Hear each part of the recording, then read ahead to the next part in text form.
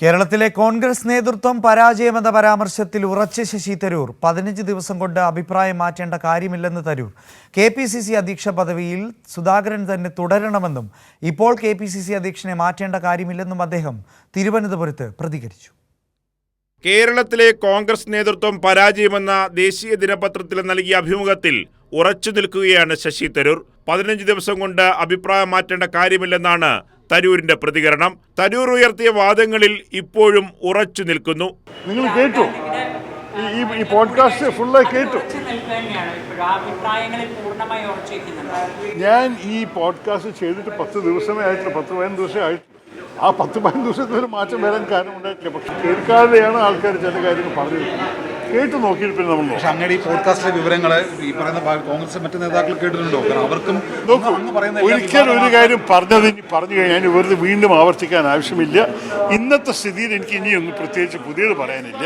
മാത്രമല്ല KPCC അധ്യക്ഷ പദവിയിൽ സുധാകരൻ തന്നെ തുടരണമെന്നും തരൂർ വ്യക്തമാക്കി. സുധാകരനെ പദവിയിൽ നിന്ന് മാറ്റാനുള്ള സതീശന്റെ നീക്കം മനസ്സിലാക്കിയാണ് തരൂരിന്റെ പ്രതികരണം. മാത്രമല്ല, ലേഖന വിവാദത്തിൽ തരൂരിനെ കടന്നാക്രമിക്കാതെ സുധാകരൻ സംയമനം പാലിച്ചിരുന്നു.